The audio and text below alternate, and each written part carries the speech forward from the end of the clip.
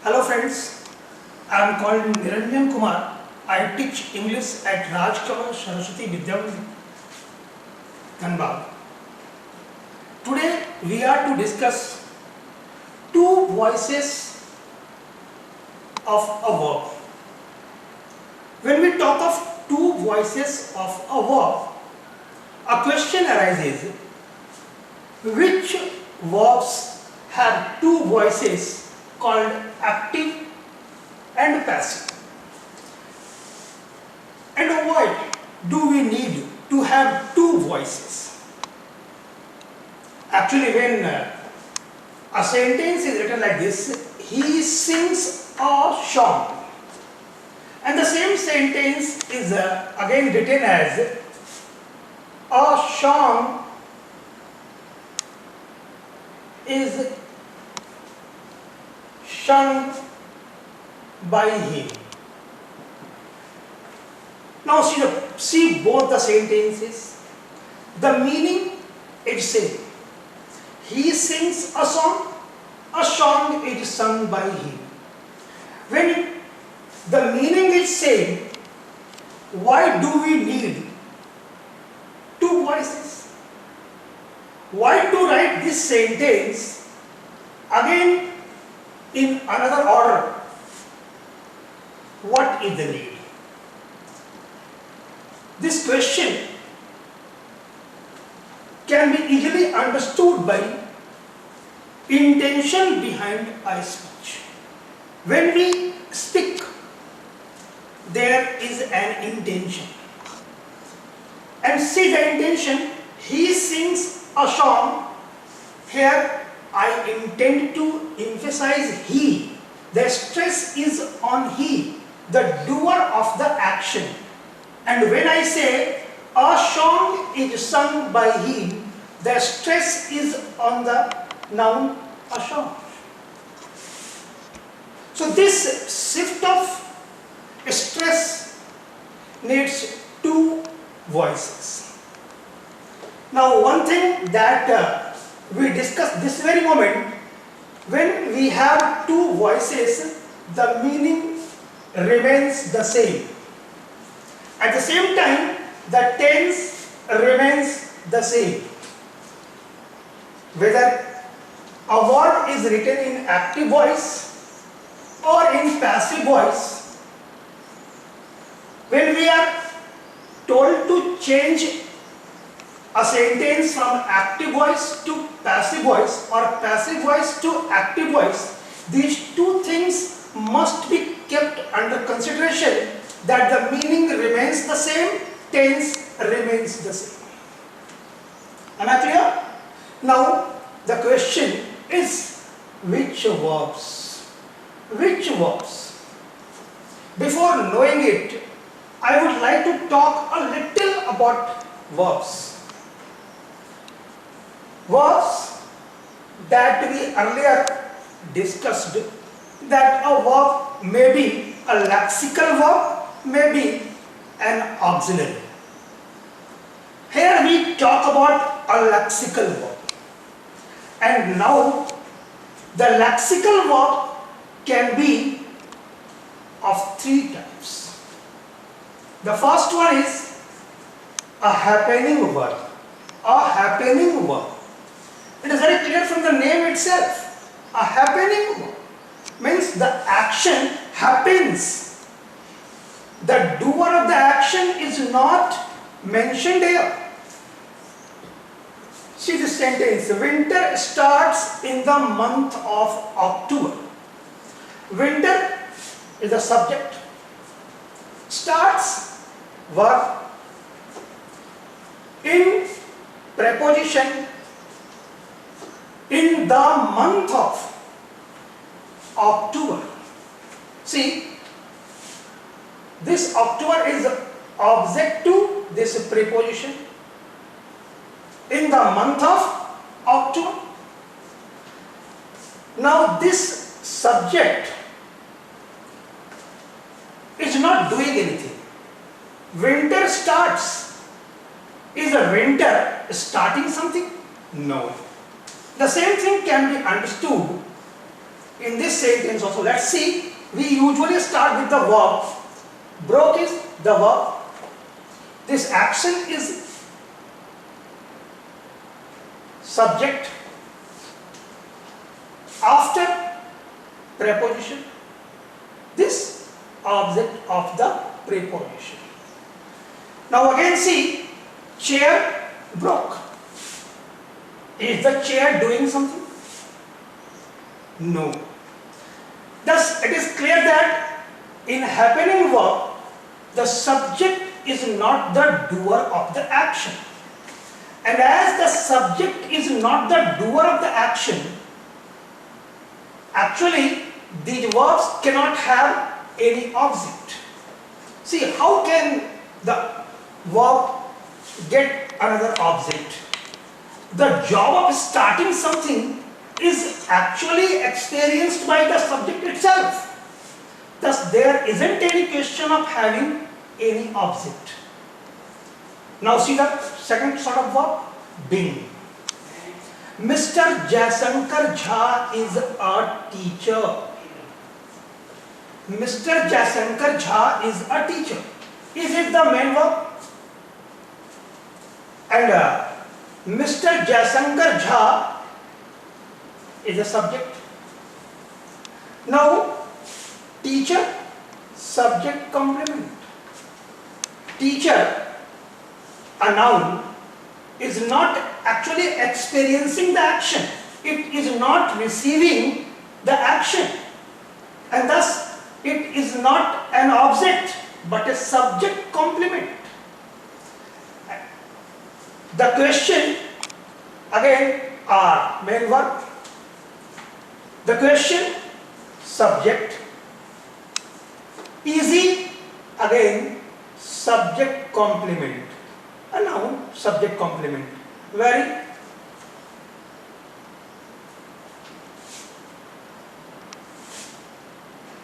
An adverb. So, a noun or an adjective both can work as a subject complement. When you find any adjective in this place, see, there is an adjective. If an adjective is there, it can also work the same thing as a noun. The noun works as a subject complement, adjective also works as a subject complement. Okay? Mr. Raju is a teaching. Now is a helping verb. Teaching, main verb. Computer application. Computer application. It is what? Subject complement or object. You see, it is an object. Because what he is teaching? Computer application. Thus it is an object. When it is an object, it means this verb has an object, has a subject, and it is a doing verb. It is a doing verb. This verb can have two voices, both active and passive, and that is why we say that if the verb is transitive, generally all transitive verbs have two voices. I have written generally because in some cases even a transitive verb doesn't have an object, and when it doesn't have an object, it cannot be used in both the verses. To use a sentence in passive voice, it is required that the verb must have either directly mentioned or understood object in active voice. Take for example, I say go away. Go away. No object is mentioned. We derive. So generally all intransitive verbs have only one voice, active voice. Can be used only in active voice.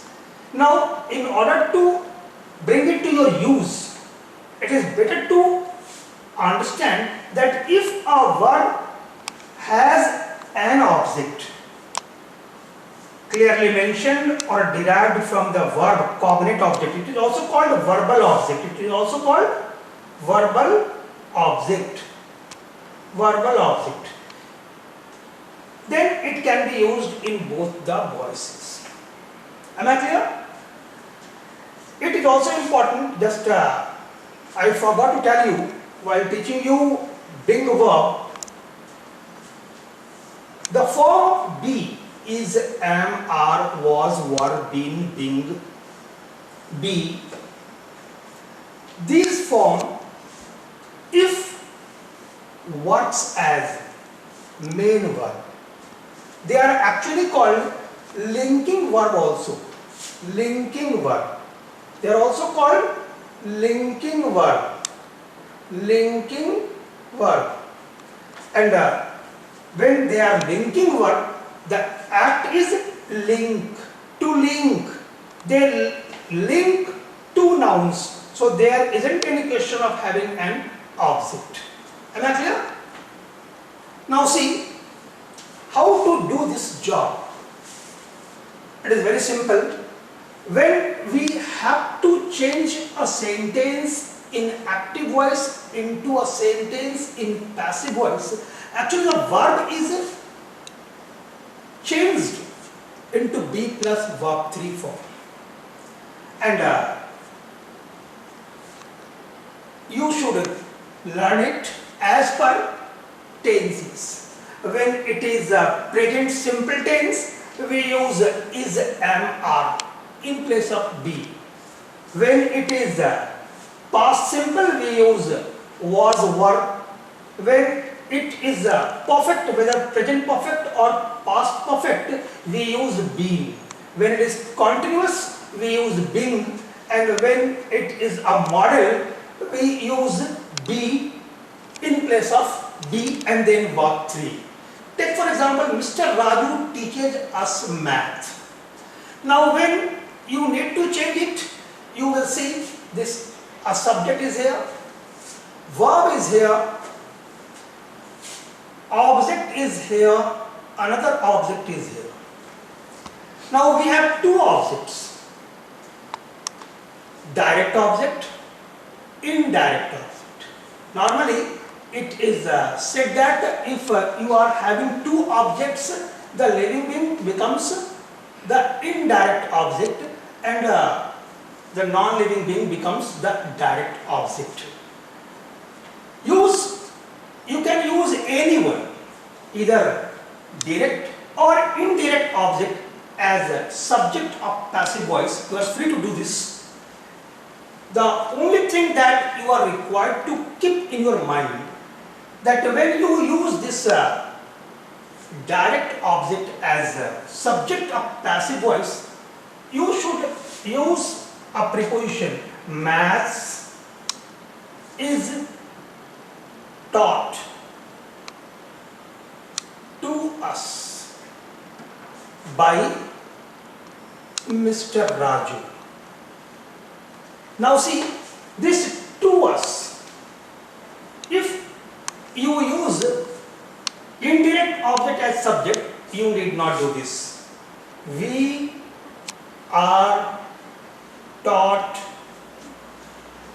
maths. We are taught maths by Mr. Raju. Am I clear? And now you can do the all other one. Does not teach. Does not teach. Math is not taught. We are not taught. Taught. Verb 2. Now, if it is verb 2, then was. Was. Was teaching. Now this was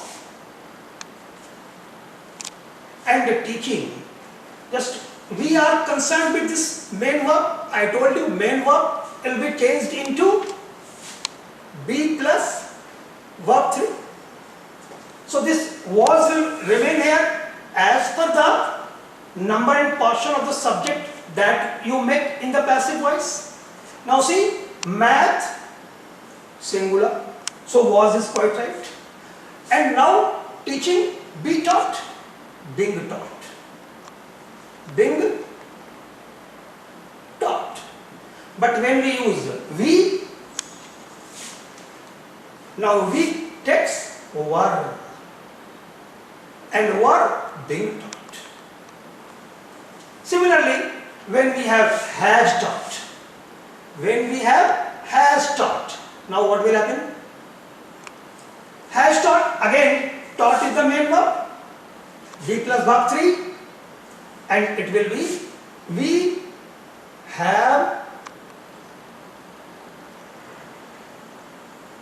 we have been taught. We have been taught. Math has been taught. Has been taught. Similarly, if we have will teach, now come to teach only, and this will automatically come down. In case of we, it will become shall, we shall. Now teach, be plus verb 3, shall be taught. Shall be taught. I just write down, shall be taught. And in this case, will be taught. Am I clear? Now come to these sentences where we are concerned today. Actually, these things you all know it well. I was simply reminding you what we studied earlier. Now come to this sentence.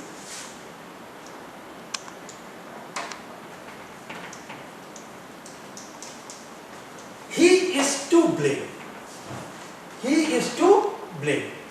Now see, he is subject, is main verb. To blame, subject complement. Now, when it is a subject complement, the verb, the sentence is not having an object. I taught you that when a form of be is used as a main verb, it is a linking verb and it takes subject complement. But in this case, see the meaning of the sentence. He is to blame. He is doing something? No, he is not doing something. Actually, to blame. He is blaming someone, or he is likely to be blamed. He is likely to be blamed. Thus the meaning is already passive. Meaning is passive. And we have to change the structure into passive also. Structure passive is required, and for this, to be blamed. To be blamed. There were no teachers to teach. Now see, what main verb? Their subject. There were no teachers. No teachers. What object? Adverb of negation. To teach, infinitive.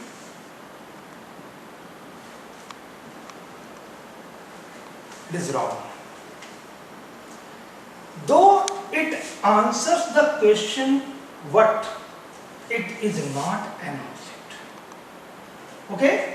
You must also have to keep in your mind that the object is a word that receives the action and no action is received here. Again, it is a complement. There were no teacher. Okay? To teach. Now, can you change it into passive? No, you cannot. Because if you say there is no teacher to be taught as you did to be blamed here, what will be the meaning? There were no teachers. Just I wipe it out in order to make it clearly visible to you. If I say there were no teachers to be taught, it means teachers were to be taught. So it is wrong. But in the same sentence, there were no students to teach. Now you can write, there were no students to be taught. So when you do this job, don't learn the rules. Try to understand the sentences. If you understand the sentences, things will be clear to you. Similarly, another one, just see, sugar tastes sweets. Again, subject, verb and complement. This verb is also a linking verb. Actually, everything cannot be taught at a time. Gradually, when you improve, things automatically improve. Earlier I told you that a form of be, when used as main verb, is called a linking verb. But there are other linking verbs also. Test is also a linking verb. A linking verb. It links sweet and sugar, both the nouns. It can also be made into passive. How? Sugar is sweet. See, what did I do? This linking action is removed to this place. Sugar is sweet. And again, I change this one into passive by saying, when tasted, sugar is sweet when tasted. Am I clear? Similarly, when you go for imperative sentences, you need to keep in your mind very simple thing. Usually in imperative sentences you don't get complete sentence, but you can divide them in this way. When object is not expressed, when object is expressed. Go away, keep quiet, work hard, object is not expressed. Bring a chair, obey your parents, please help me, the object is expressed.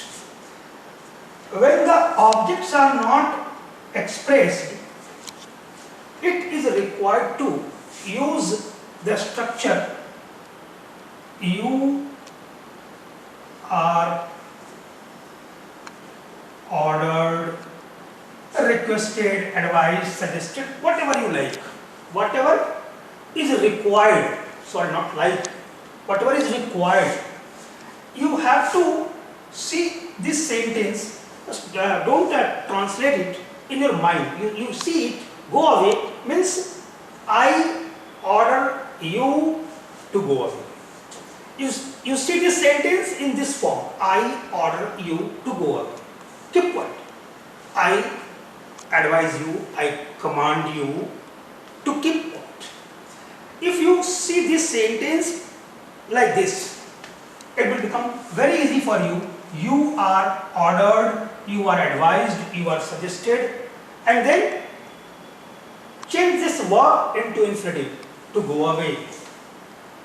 To go away, or to keep quiet, or to work hard, whatever is there. Am I clear? But when it is having an object expressed in case of order or command, in case of order or command, the use of let is preferred.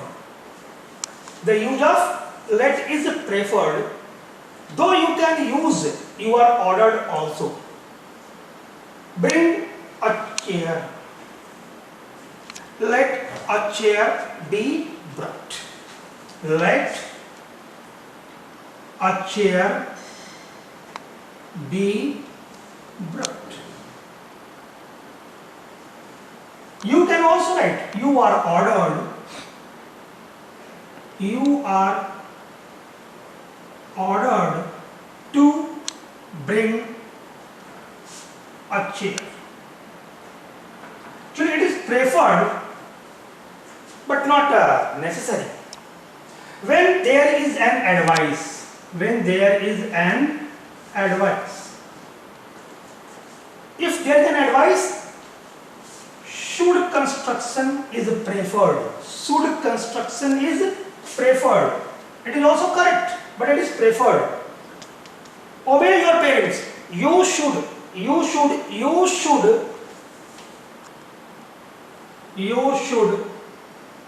obey your parents. You think like this, your parents. When you think like this, what will happen? Keep it in your mind only. Obey your parents. Now you will change it. Your parents should be obeyed. Your parents should be obeyed. Obeyed. Am I clear? Similarly, please help me. You can write you are requested like this. You are requested to help me. You are requested to help me. To help me. Actually, friends, we will go for changing active into passive voice in details with exercises. Go through the exercises given to you. Available in the links also. Solve them, and when you find any problem, then you are free to talk to me. But one thing that I want to tell you again and again, whenever you do this, try to understand. Don't learn the rules. Try to understand what is going on. If a verb is having an object, or it can be derived, it can be changed into passive. And when it is changed in passive, the verb must be in be plus verb 3 form. Tense remains same, meaning remains same. Okay? Thank you. We will talk about next thing that is about verb in details in the next video.